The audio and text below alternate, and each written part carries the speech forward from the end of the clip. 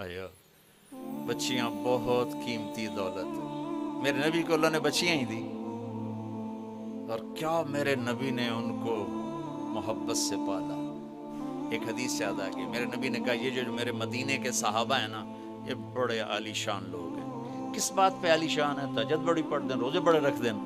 आप सब सुने, ससुर भी बैठे होंगे, सासें भी बैठी होंगी, बहुएं भी बैठी होंगी। मेरे नबी ने फरमाया मेरे मदीने वाले बड़े आलीशान लोग। किस वजह से या रसूलल्लाह?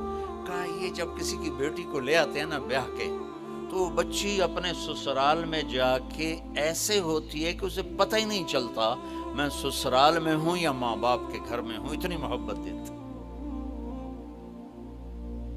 अल्लाह के वास्ते अपने मुआशरत को ठीक करो, ज़बान के बोल मोहब्बत से भर लो, इनको शहद लगा लो, गालियां ताने तंज निकाल दो अल्लाह के वास्ते।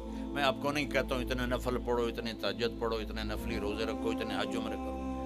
मोहब्बत मोहब्बत मोहब्बत, इस बोल से मोहब्बत पैदा होती है, इसी बोल से नफरत पैदा होती है। औलाद को इज्जत दो, फिर इज्जत वापस आएगी। ये मेरे नबी का घर, और यहाँ ये हमारी बहन बैठी हैं, यहाँ मेरे नबी की बेटी का घर हजरत फातिमा। 4 कदम दा फासला है, आना जाना कभी कभी नहीं, हर रोज या दूसरे दिन तीसरे दिन। और मेरे नबी का प्रोटोकॉल क्या था बेटी के लिए? आप जमीन में कभी बैठे होते थे, कभी आप चेयर पे होते थे, कुर्सी थी मेरे नबी के घर में, कभी आप चारपाई पे।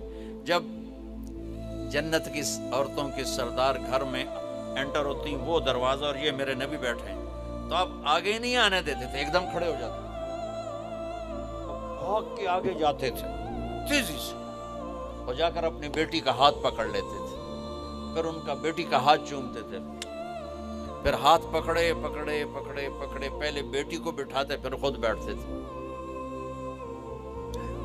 हमारा हिंदू मुआशरा है। हिंदुस्तान में इस्लाम आया इबादत की हद तक, मुआशरत को टच नहीं कर सका।